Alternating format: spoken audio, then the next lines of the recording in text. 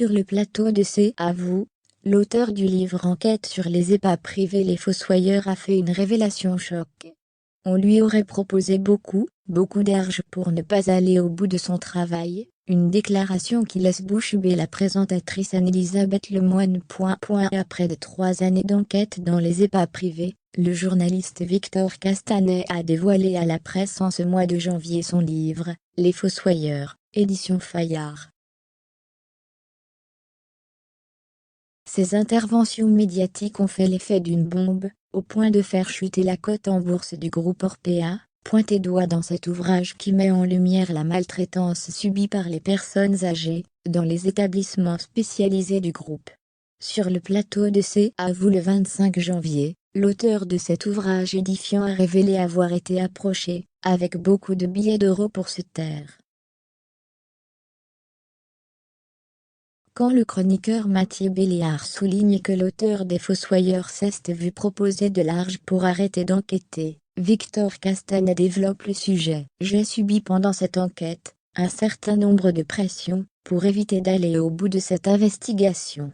Effectivement, il est arrivé à la moitié de mon enquête qu'un intermédiaire me propose une importante somme d'argent pour me dissuader d'aller au bout. C'était 15 millions. L'animatrice de l'émission Anne-Elisabeth Lemoine a du mal à en croire ses oreilles, se répétant ce chiffre impressionnant.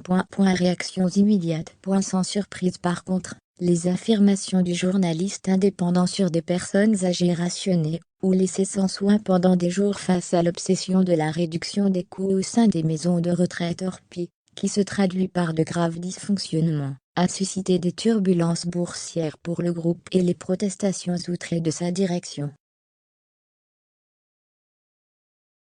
Après la publication de ces accusations qui ont démarré, dès lundi 24 janvier dans les colonnes du Monde, le titre Orpi à la Bourse de Paris a baissé de plus de 16% avant que sa cotation ne soit suspendue, à la demande du groupe, indique l'AF.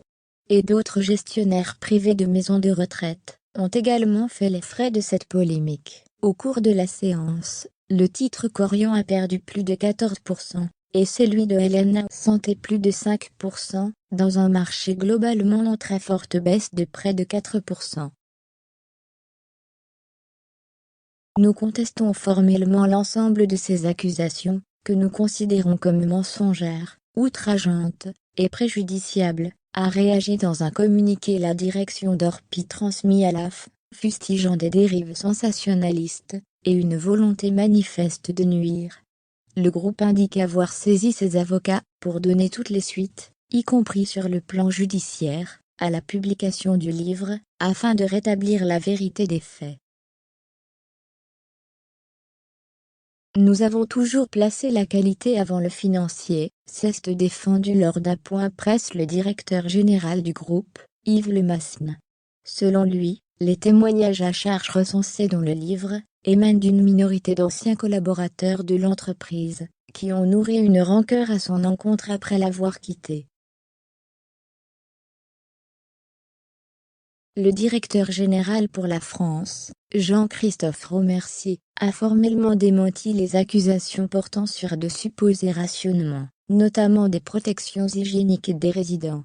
Nous n'avons jamais demandé le moindre rationnement. Il n'a jamais été question de sacrifier la moindre prise en charge, ça ne correspond ni à nos directives, ni à nos valeurs, a-t-il insisté. Brigitte Bourguignon, ministre déléguée en charge de l'autonomie, qui a notamment en charge la question des EHPAD, a réagi au scandale via son compte Twitter. Pour que lumière soit faite sur les faits graves évoqués dans le livre de Victor Castanet, je convoque le directeur général d'Orpea dans les plus brefs délais, sur demande d'Olivier Véran. J'ai une pensée émue pour les résidents des EHPAD, leurs familles et les professionnels.